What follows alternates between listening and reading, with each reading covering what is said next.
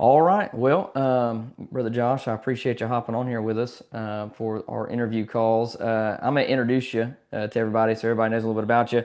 And if I miss say anything, feel free, once I turn it over to you, feel free to correct me on anything that Okay. I may say wrong. But from what I gather from, what we had discussed, for many years, you've been a youth pastor and then you pastored a church for 11 years. And hmm as of now, Brother Josh here, for everybody to know, he is the executive director of Continental Baptist Missions. hmm Then we've kind of partnered with y'all to help, serve your churches and reaching y'all's communities. Yeah. And we're going to talk that's actually the first question we're going to dive right on into. But just one thing I didn't know, though, I know you pastored for 11 years. Where was that church at that you pastored at again? It was in Howard City, Michigan. So if anybody is from Michigan, knows Michigan, but doesn't know Howard City because it's a little tiny town, we have one stoplight. So, but we're just north of Grand Rapids. Okay. Yeah, no, that's just like our town. One red light in Nahunta where I pastor, and I tell people all the time, poke and plumb town. You poke your head around the corner, you're plumb out of town. Like Yeah. literally, you drive Yeah. into the town, you see the red light, you drive past the red light, you are driving out of the town. Like that's how Yeah. small it is. And so that's awesome. So just to dive right on in, just and for everybody to know, like we are basically, I'm going to interview Brother Josh here, and just talk about his experience in the ministry, different things that I believe will be very, very beneficial to our audience, and whether you're a church planner or you've been pastoring for years, I think we're going to cover a lot of good material. So just diving right on in, Brother Josh, tell us a little bit about Continental Baptist Missions for everybody to know, basically what it is y'all do. And possibly I don't know y'all's stipulations for what kind of churches y'all work with, but you can kind of give all Yeah. the details for anybody that might be watching. Yeah, good. So Continental Baptist Missions exists to provide support services for planting, revitalizing, and building churches in really, we say North America. Right now, it's primarily the United States. We came into existence about 84 years ago. So kind of unique times. And 1942 was not, would seem like to be a good time to start a mission board, but God was good. And a man named Arthur Glenn, he used Arthur Glenn to start the mission board. Kind of a just real quick history of we started in the Upper Peninsula of Michigan. We were known as Hiawatha Land Baptist Mission in the beginning. And up there, there were many, I guess today we would call them church planters, but they were in mining camps and logging camps, and they were just sharing the gospel Amen. and making disciples. And then as they would gather, they'd see people coming to know Christ, then they were trying to plant churches. And it was pretty rough up in the UP at that time. It was very, very rural. There was very little up there for help. And so Arthur Glenn would travel from he was trying to start a church up there himself, and then he would travel and try to encourage the other missionaries. And one day he showed up at one of these missionaries' houses, and of course you couldn't just run to McDonald's and get dinner. And so, of course they would have him in for dinner. And the dinner hour came, and it was kind of pressing, and they hadn't invited him for dinner, and he was starting to kind of get a little concerned what he was going to do for dinner. And finally they invited him, and they were pretty embarrassed. But the reason they were embarrassed was because all they had was some shriveled up potatoes and a porcupine they'd actually clubbed to death. That was dinner. That was how poor things were up there. And it was actually that Wow. porcupine that the Lord used, burdened his heart. He came back down to the lower peninsula, started traveling around, very Pauline like. He just traveling around telling churches what's going on up in the UP. Churches started giving him money, and then he'd take the money back up to the church planters. And from there, that's where the mission board was born, is just Yeah. from kind of that idea of we need to help missionaries. And then we expanded obviously out of there. Now we are all over the United States. Right now, we have about 20 some missionaries, both church planters and church builders, and some that are revitalizing churches. So really our goal is to come alongside of local churches. We very much believe in the authority of the local church. It was Christ died for the church, not not mission boards, right? Yeah. That's and so the authority is placed on mission churches. Or on churches. We just want to help churches, right? We want Yeah. to help them fulfill their mission to plant churches. We want to help revitalize. And so we process support, we offer training, all kinds of other things when it comes to if a church was going to send out a missionary church planter, um, then we can bring them on board with us and work alongside of the local church, help train them, help get them ready. There's things that we can maybe ease off the plate of the pastor or the local church, processing all their support, all of those kind of things. And then there's the church planning side of it. There's also the church revitalization side of it that, we do the same thing. We're able to, if we have missionaries to send, then we can send a missionary to help a church that might be struggling. And then kind of a unique side of that is the building side of it, where we Yeah. actually have church builders. They live in travel trailers. They travel around the United States and they build churches for church planners. Our first priority, as always, are those who are already part of CBM. But then, as we have opportunity that we help other churches, primarily Baptist churches, is who we're helping in those. Um, but so yeah, that's a unique thing. And when the church planner gets to the point where they need a building, then our builders can come in. They're supported just like regular missionaries, so it saves the church having to pay all that labor. And they come in Yeah. but it's much more than that. They come in with the heart of a servant, with a disciple making heart, and they're witnessing to neighbors, they're witnessing to contractors, yeah, they're witnessing to inspectors. They teach Sunday school. They're there for often several months, and so they just become very involved in the local church and in the community. So it's just as much a ministry as any other part of what we do. And now we're kind of expanding beyond that because really, you talk to any mission board, and missionaries are at a there's just not this influx of missionaries like there used to be. And we are now saying, okay, how can we help other churches without maybe having a missionary? And so we now have a way. We call it our church revitalization initiative, where if a church is struggling, they want some help, just kind of some outside coaching. It's a three-step process, but kind of part of that is we would come and visit the church for a weekend, really do a deep dive into what's going on, and then give them some suggestions forward. And then we can even partner with them and help kind of coach them through that. So that's the revitalization side. That doesn't necessarily mean we're going to send someone to you, but we can still help you.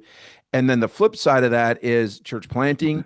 We're seeing more and more churches, whether it's two or three churches in an area banding together, or just one church, but maybe they're not so much looking to send out or have somebody become a missionary, but they still want to plant. We can come alongside and help walk through things. Just talking to a pastor, in fact, be there, Lord willing, the first of next month.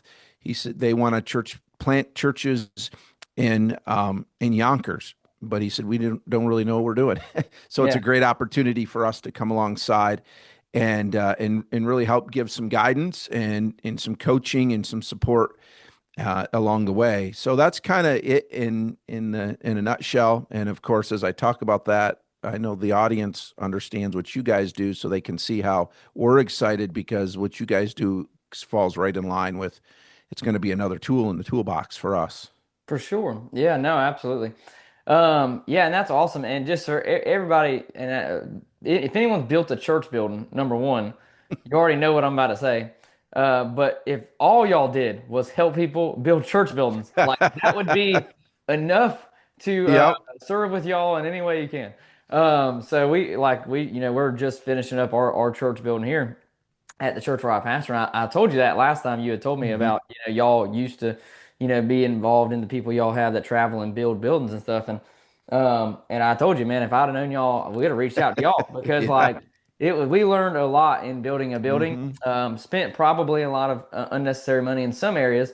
But as far as, I mean, God's provided and I'm grateful. We didn't have to finance anything. So it was a great blessing. God sent it in, every step of the way. But with that being said, though, if there would have been people we knew that were expert builders that could come in, Hmm. that were missionaries that like literally, even if we gave them love offers, we wouldn't even care. But if we just had someone come in with knowledge of doing it from start to scratch, and they could actually Right. come in and help facilitate a lot of things, that it would have definitely been saved us a ton of money, but also even saved us a ton of things maybe that we had done wrong looking back, and there was just a few things. I mean, most of everything, there was a lot of stuff that went very smoothly, but there were some things that were like, Hmm. we learned the hard way and stuff. So just that aspect alone, like if that's all y'all provided for churches in your community, I promise it would be well worth it. if you haven't built a building yet, you're going to see what I mean when you Yeah. do. So, Yes. Real so, quick. Yep. but with that being said, though, yeah, that's awesome. Yeah, it's amazing what y'all are doing, and we're excited to partner with y'all. We're excited to see, how we can, serve with y'all and be a part of all that. So, next question, and also if anybody has any questions about Continental Baptist Missions or anything, drop it in the like a comment in the video, maybe in the Mhm. description. I'll get with you, Brother Josh, if it's all right. Maybe I'll drop your email somewhere in there if anybody Yeah. wants to email you. Yeah. Um, I'll mention it here, but then you can put it in the description. Info@gocbm.org is a great way to get a hold of us. Perfect. Yep, and we'll drop it in the description too. And that way, if anybody does want to get in touch with them to see how y'all can help Hmm. serve them, y'all will be able to do that very easily.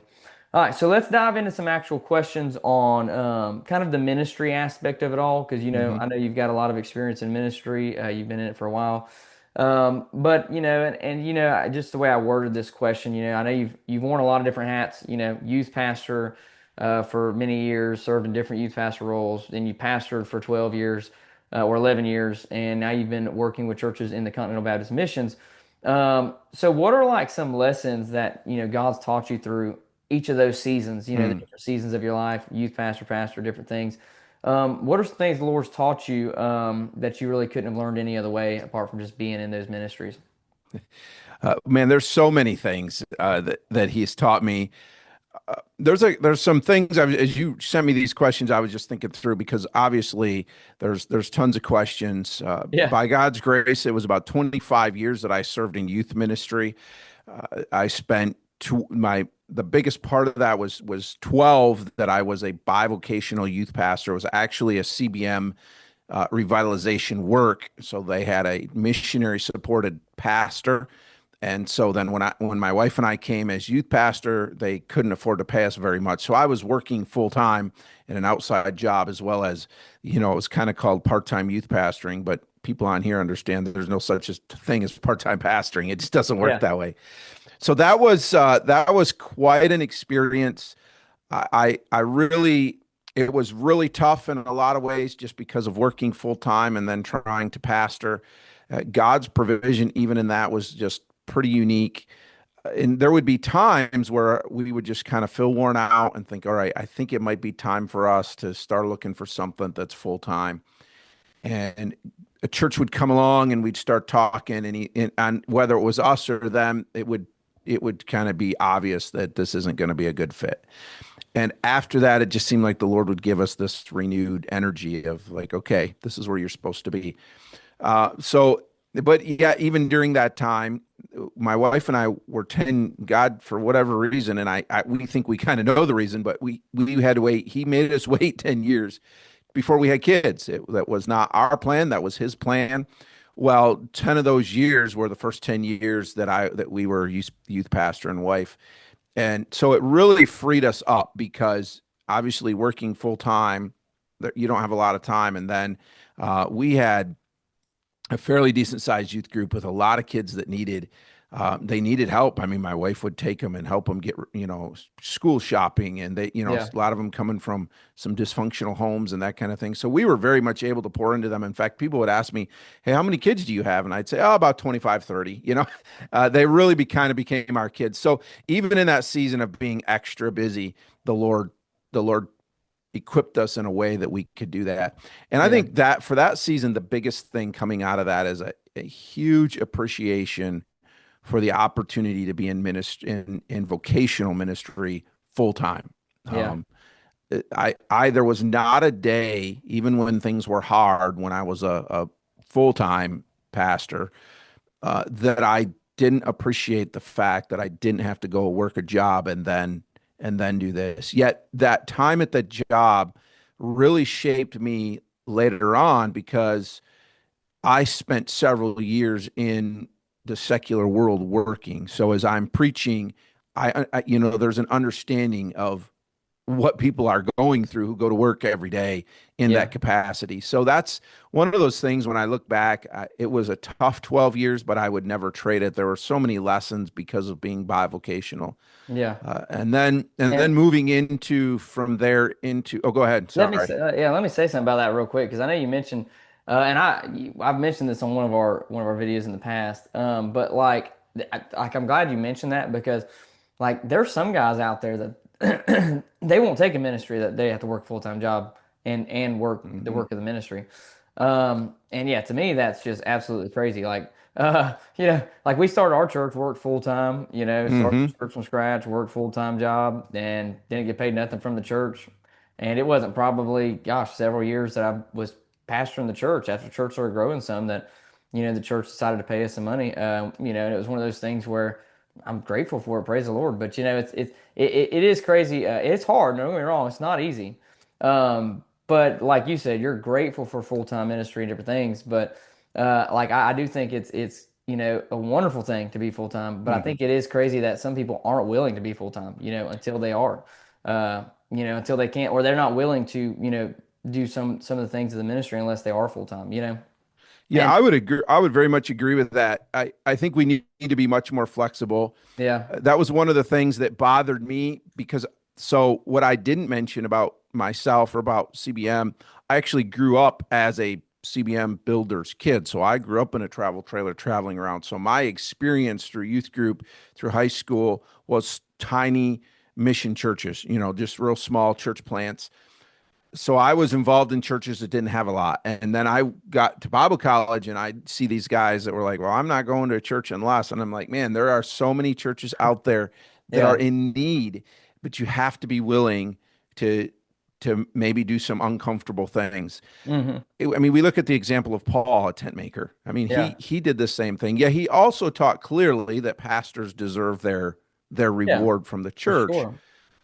but it doesn't mean a church can. I mean, the church that I was at for 12 years, they did the best they could. I mean, they were supporting me as Yeah, much as they could. It just wasn't enough, you know. yeah, I very much believe, and we might get on a rabbit trail here, but to your point, as we look at the churches with no pastors, churches who are struggling, I get calls fairly regularly from churches who are in that revitalization or renewal season, and they're looking for help and they can't even necessarily afford a guy to pay a guy. And if you think about now, to your point, this has narrowed their field of being able to find a pastor very small because there's so few people willing. for sure. And then even thinking out of the box of, well, what if you had two or three guys that were working full time and then pastoring that small church together to help lighten that load. Yeah, I think that's a model that we're actually going to see more. I think you guys probably see it as much as we do with yeah, all the churches you help. There are far more small churches out there than there are the bigger churches, and yeah, there's so many churches that can barely pay a pastor and maybe never could fully pay just because of where they are. And so for thinking out sure. of the box about how we can do ministry is, I think, going to be a big deal moving forward. Yeah, no, I like the way you said that too because it's definitely something we do see. Matter of fact, I was just talking to someone the other day. This is a community right next to us. Two pastors, they each pastor a church, and I don't know if the churches just dwindled down in numbers. I really don't know what the situation was, but they ended up merging their churches. One of them was like the lead pastor, but the other one was basically the co-pastor, but he was the connections pastor is what they called him. Basically, he would do all the discipleship and all that. The lead pastor would preach, but they kind of swap off preaching, like he'll preach some too. But it was one of those things to where that's the model they went with, and the churches grow. I mean, they have like 500 something people. Hmm. But they came together, and it's one thing when one family tries to start something, and they're what I mean, doing all they can, working full time job. But yeah, if you have other dedicated, faithful people that are co-laboring with you in it, Hmm. we do see that. We do see that a lot happening. The only issue we see with the model is pride. At the end of the day, Yeah. it's Right. pride. That's the danger of the model is Hmm. people. A lot of times we're all prone to pride, and Hmm. it's one of those things to where there's a lot of submission when it comes to working with people. Well, I mean, Right. everybody knows it. Even it don't, and not even in the church world, in the business world. Yeah. The only ship that doesn't sail is a partnership. So yeah, it's Right. one of those things to where getting along with somebody in leadership and it being a co kind of leadership model, even if one is the lead pastor, you just have to be very. I think they work great. The only danger is pride, is Yeah.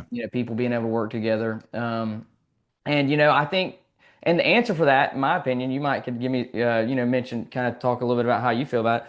But the answer for it to me is just have strong stipulations written down that before you go in Yes. partnership with someone or something, like strong stipulations written down. Hey, if this happens, if X happens, then we do this. If this happens, Yes. we do this, and have it all written down on paper. Everybody's in Yes. agreement, even if everybody signs it, where it's like that way everybody knows the future of the church, what's going on, Hmm. and you can have all the T's, crossed and all the I's dotted for like if any situations happen, death, divorce, all kind of different things happen, y'all can know how to navigate this thing without a bunch of discord and division in the church. Hmm. And so just consider that, if anybody's thinking about doing something along those lines. But Yeah, I agree fully that that's important because what we see happen often is if a church does merge, like you were even talking about, both sides kind of assume more than they should. yeah, And it's amazing how many little traditions we have in our churches that we don't even think about. But if somebody kind of threatens those, it maybe isn't even it's not a biblical thing. yeah, It's just something we're comfortable with. And then, there's just this uncomfortable yeah, thing. So to really call out and say, this is what church is going to look like and write those out. In fact, we would encourage even a church who's planting, if two or three churches are banding together, sending a church planner, same thing. Let's write down exactly what is each church going to contribute. What does this look like going forward, so that there yeah, are no questions. And then in any of those, you need a good clause. I mean, it's hard. We hate to think about it as Christians, but we need that. Here's what's going to happen when we can't come to an agreement. Here's how we're going to separate in a good yeah, way, for sure. in a way that's honoring to God, even if maybe it is our pride that's getting in the way. But hey, Yeah, we already have this called out. It doesn't have to get messy. It doesn't have to get weird. yeah. Here's what we're going to do. Absolutely. No, I completely agree. And I think it could be a good thing. I think we will see a lot of it moving forward though. Absolutely. So I know we got off topic there for a little bit. Let's try and get back. All right. So where was we? Let's see. We were talking about, hey, I thought that was really good stuff though. All that we just covered there is really good. All right. So now I think we were going into, pastoring wise. What's some stuff you learned from when you pastored for 11 years? Um, the biggest thing that well, there are probably two big takeaways, maybe three. Obviously, pastoring, all those years, pastoring is hard. Yeah. Understanding that, it's very joyful, it's very rewarding, but it's hard as well. Well, one of my goals now in my new position is just to try to encourage pastors because now that I'm not a pastor, I'm even more grateful for them, Yeah. and I just want to be able to encourage them and help them out.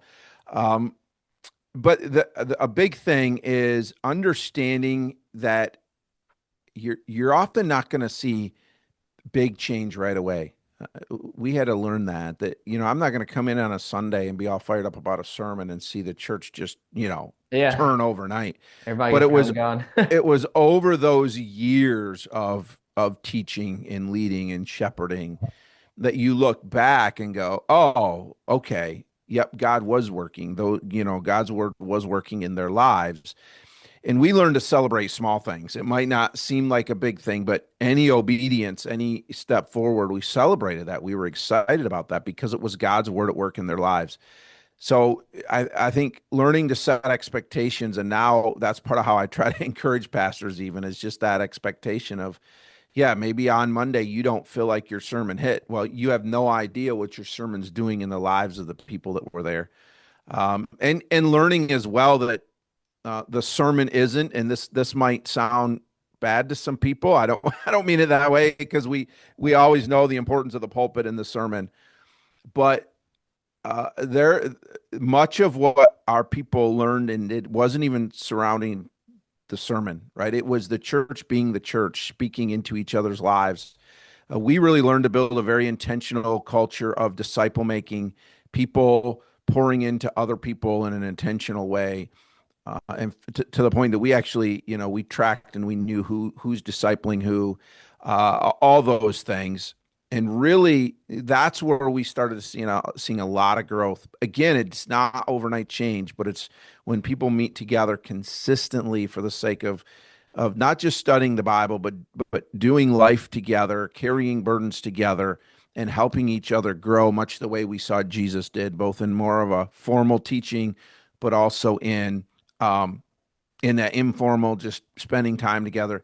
That's where we've seen so much spiritual growth.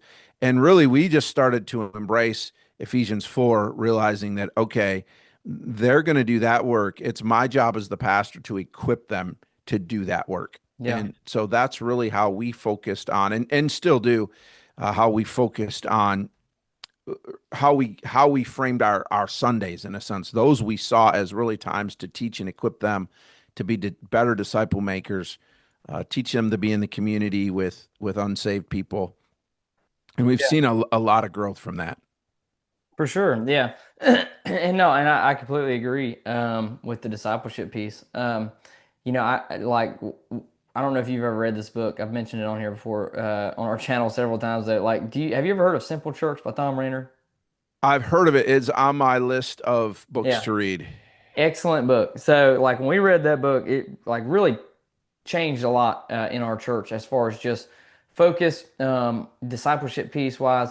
But one big thing that was a takeaway from it for me, and maybe for anybody listening, is the average church has no plan for next steps in discipleship in the church. Hmm.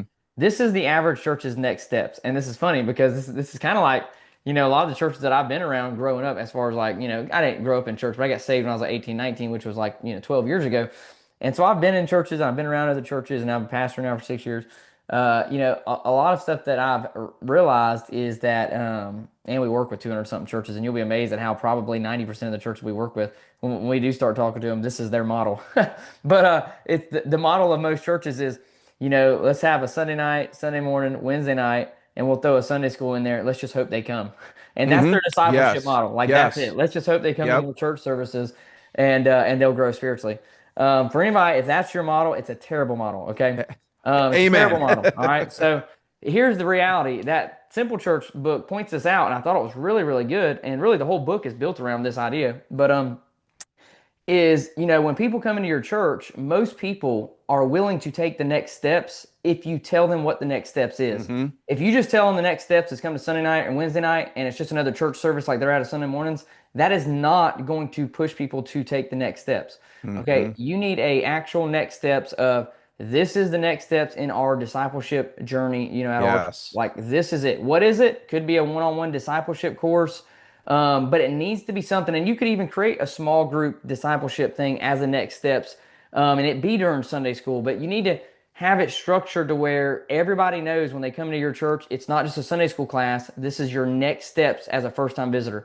Like everybody in your church, whether someone gets saved or whether someone's just a first-time visitor that's already a Christian, your church members ought to know what the next steps is in your Hmm. church, where they can all be a part in helping funnel people into that next steps of discipleship, and they can be involved in discipling other people. But like, our next steps, for instance, is like a 14-week discipleship course. Like one-on-one, we've got a lot of people going through it now where we're having to do it in group settings. We're trying to train other disciplers to be able to disciple people one-on-one because I want to get Hmm. back to doing it like that. We just don't have the capacity right this second. But whether it's in a group setting or one-on-one, a smaller group setting that is, I wouldn't go over 5 people or so. I'd try and Right. keep it a smaller group. But like it works well for us to give people a timeline. Like, hey, this is our next steps. It's a 14-week discipleship course, Hmm. and tell them a end time. Because if you tell somebody, hey, this is our next steps, go to Sunday school for the rest of your life, they're not going to show up. But if you say, hey, we want to help, you grow in your faith, and we want to help you go through, get a closer walk with your Savior. This is our next steps of doing that. It's a 14-week discipleship course. It only takes 4 weeks, so it's about 3 months, or 14 weeks, so it's about 3 months long. And you'll be amazed at how many people will commit to that. Hmm. So we do that during our Sunday school time, or we call it adult Bible study, Sunday morning adult Bible study. We do that during that time. And once people do the discipleship course, they've been coming an hour early for 3 months now, almost every single time. Like our goal is at the end of the discipleship course, we talk about, continuing to grow in your walk with Christ. Hmm. And we push them to small groups at the end of that course. And they've already been coming an hour longer. So a lot of them will stick and stay and come in an hour early in small groups. So that, or, our small group Bible study style there. And so we have a next steps, and we even have a next steps after the 14-week discipleship course. But I say all that to say this: it's planned. Like we have a Yes. plan in Right. place to disciple people. Your plan Hmm. doesn't have to be our plan. Right. That's perfectly fine. But you need to have a plan in place that this is our Hmm. next steps. This is how we're discipling people, and not just let's just hope they come to church on Sunday nights and they'll grow more, in their faith. Like you need to have a plan. So, anyways, I thought that was good. Agree completely. In fact, I talk to a lot of pastors about disciple making. I've had the privilege of doing some disciple making seminars and things like that. And yeah, I get the same thing. If I'll ask them, obviously any pastor is all for discipleship, right? But then you ask them, well, are people discipling, are people being discipled in your church? Well, yes. Okay. How do you know? In what ways? And then that's where you don't get an answer anymore because there's no plan. Yeah, Our plan looks a little different, but there's a plan, right? There's a yeah, moving from A to B. Here's what it is. We call it a pathway. They know where to onboard, and they know where they're yeah, going after that. And yeah, so it's for slow. sure. It takes a lot of time, but it's worth it. Yeah, it's beneficial. And yeah, I think just that right there would produce a lot more church growth than people realize, as far as people staying and growing, Yeah. is having a process or a plan in place. All right, let's get back to the other questions. That's good, right there. Let's see. All right, next question. So, we know Continental Baptist, missions, exist to strengthen and help churches be planted. I guess the question is this. I know you've talked to a lot of churches. Even as pastor for 11 years, you've seen a lot of churches, you know a lot of churches, you've talked to a lot of churches, traveling around as a builder, growing up, and youth pastor. Like y'all have been around a lot of Mhm. churches. And even in y'all's missions that y'all are doing now, y'all work with churches and stuff. What would you say, seems that growing churches are doing that is causing them to be able to impact, people spiritually and obviously, but their churches are actually growing. And we'll say not just spiritually, but numerically. Typically, I'm along the side of like if people are growing spiritually, normally you're going to grow a little bit numerically. Hmm. You're going to reach more Right. people. But what would you say about growing churches? Kind of what they're doing differently than ones that are stagnating and really ain't growing or the same. What they remnant till the Lord comes. But Yeah. what would you say is the difference? You know what I mean? Like, because like I'm sure there's lots of people that watch this that you've sat at kind of the same church attendance for Hmm. probably years now. Even maybe it's a lot of the same people, and y'all don't see a lot of people sticking and staying, or even coming in the doors. And then you see other churches though that are growing and they're Bible preaching churches. They're not necessarily compromising, but they're. What would you say is the difference? Like, what are some things that you see that might be different that they're doing over the ones that aren't? There's several, but the biggest one that seems obvious, but I don't know that we think about it is they're inward focused, Yeah, right? And when I say inward focused, it's kind of a matter of if you ask them, they want to grow, but as soon as someone that makes them uncomfortable is there, then they don't want them. They want people. They want to grow with people that look like them, yeah, if that makes sense. that's I perfect. see Yeah, a lot of churches where maybe they want pastor to be out, well, pastor needs to be reaching people. Well, we all need to be reaching people. Everybody needs to yeah, be reaching people. And I think it's more than just it's fine if we have an evangelistic outreach type of thing, but it needs to be a part of the DNA of we're out there, we're sharing the gospel. yeah, One of the things I love, one of our missionaries who is uh, actually is the one who introduced us, and they're seeing some really neat results with the digital track ministry. But they're very quick to say, but that's just a tool. That's part of it. We're still building redemptive relationships, and even the people that they're meeting through the track ministry, they want to. It's more about let's build that relationship, and churches need to be able to be uncomfortable in a sense. yeah, Here's a really cool thing. I don't know if they told you this. So they're a small church. It's actually a more of a revitalization, and they would they have some. They don't have a way downstairs with they only have steps downstairs. So some of their older people can't get downstairs. They always do an Easter breakfast. And when they started their first kind of digital track campaign for Easter this year, and they realized that, and it was actually the church people leading this as they were praying for people to come. They realized, man, they always do their breakfast in the because nobody can go downstairs, or some people can't go downstairs.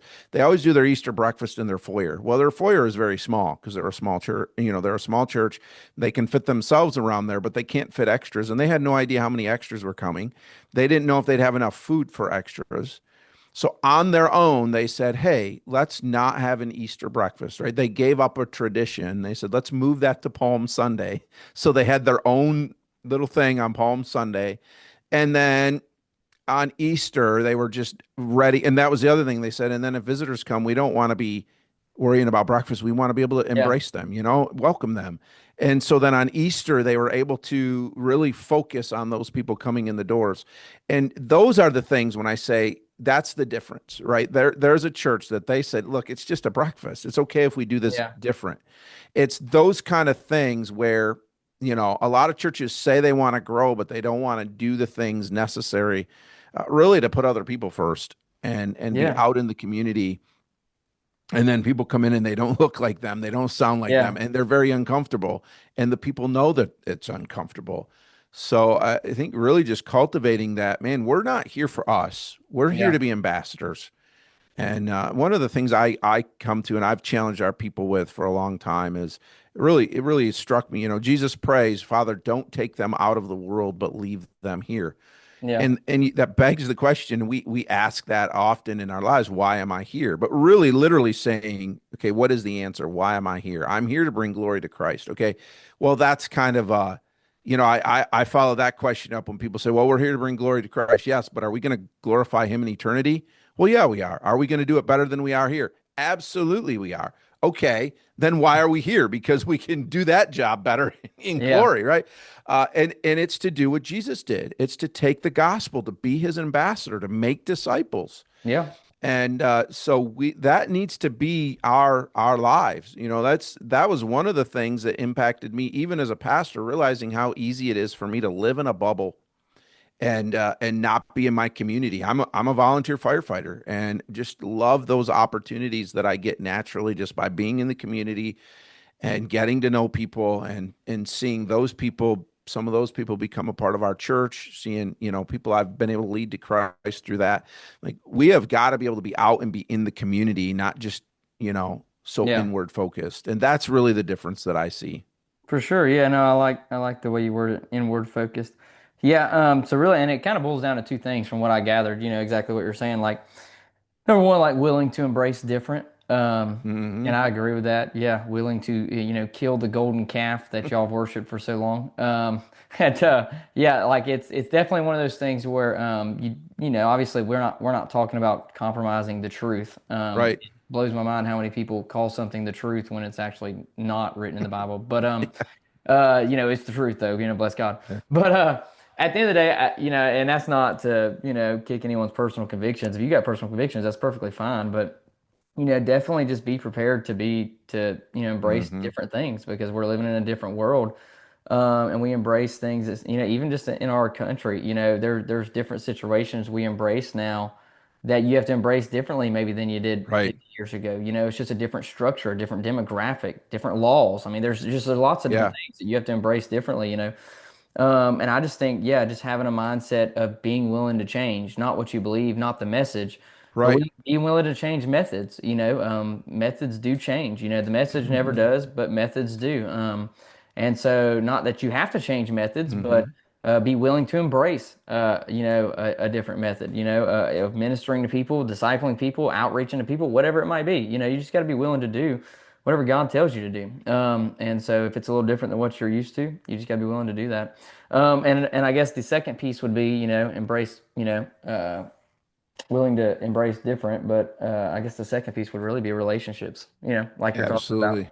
being in the Yep. community, relationships. And that's a big one too. I really think hospitality team or ushers, whatever you want to call it at your church, it don't matter to me. Some people call it first impression team, whatever you want, Right. whatever you want to call it. Okay. We call it a hospitality team at our church. We have several people in our church like that are on what we call a hospitality team. Like their whole goal is to open the door for people, shake hands with people, bring the visitor gift to people, build a relationship with people.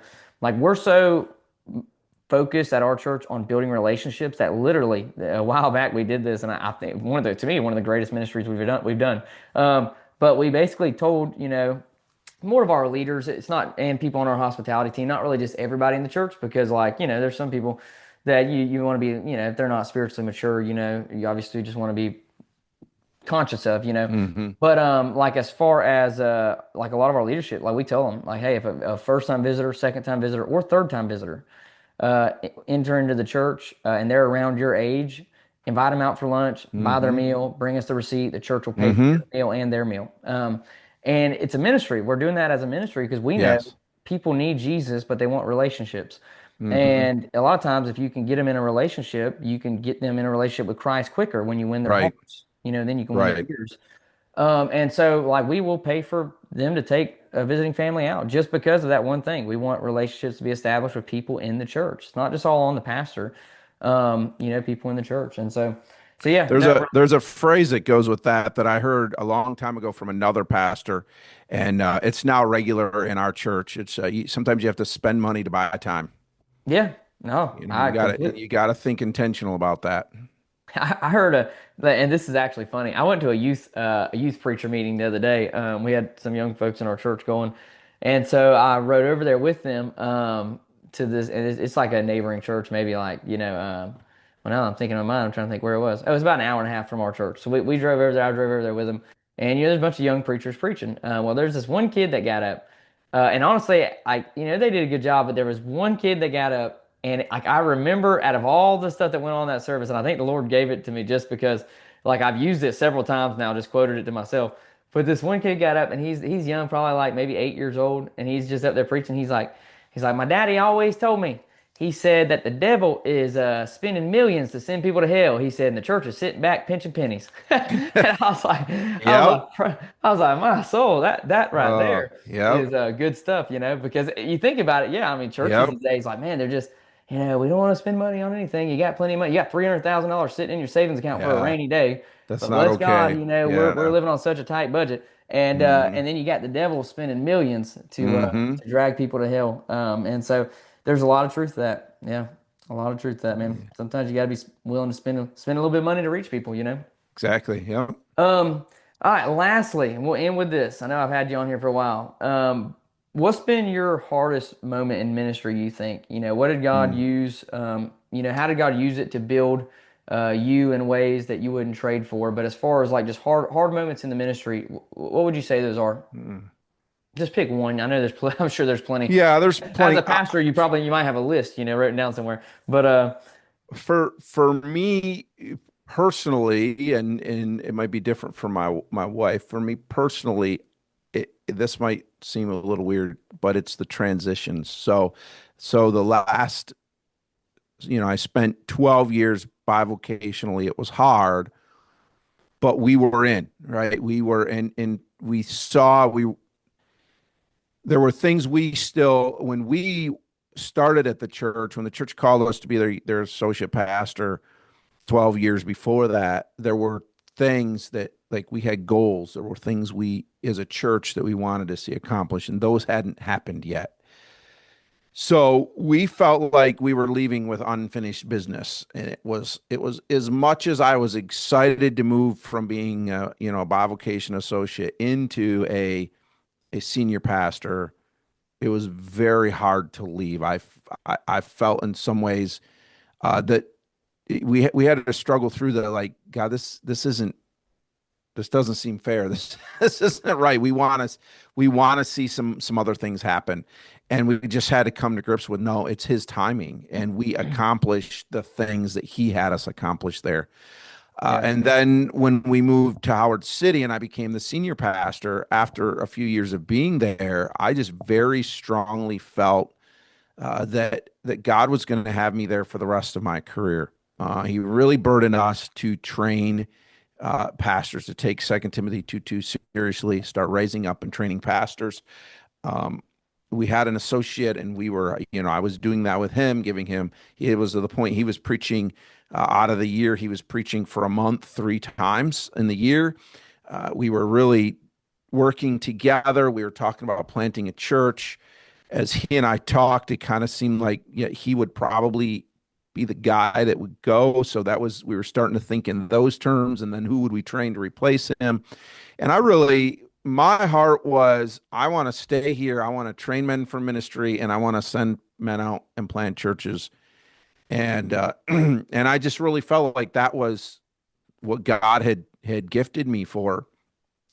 And then when this came along, God started prompting my heart that this was what I needed to do, and I really fought Him on it, which is I thought it's funny how stubborn we get because 11 years before, I thought, okay, obviously God knew what he was doing when he transitioned me then, but I wasn't willing to trust him this time.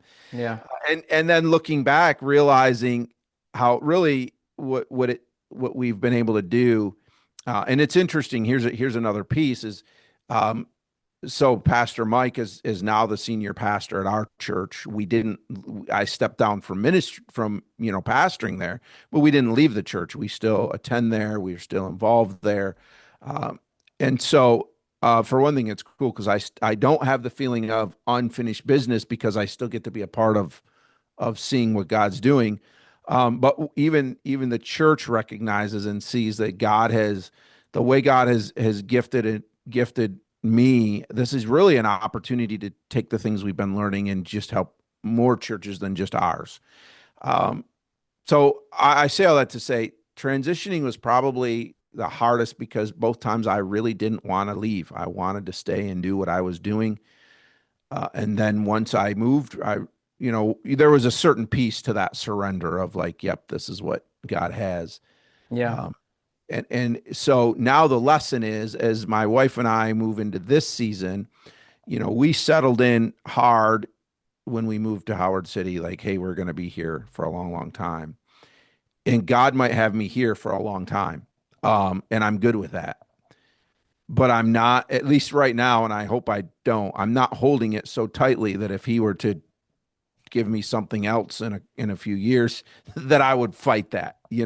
I think that's part of that's probably is one of the hardest things because I so wanted to stay and be a part of those ministries in the Yeah. way I was ministering. And so, yeah, but at the same hand, such a blessing to watch God work in our hearts as a family to move us. Yeah. For And now sure. just seeing looking back, going, oh yeah, he happened to know what he was doing.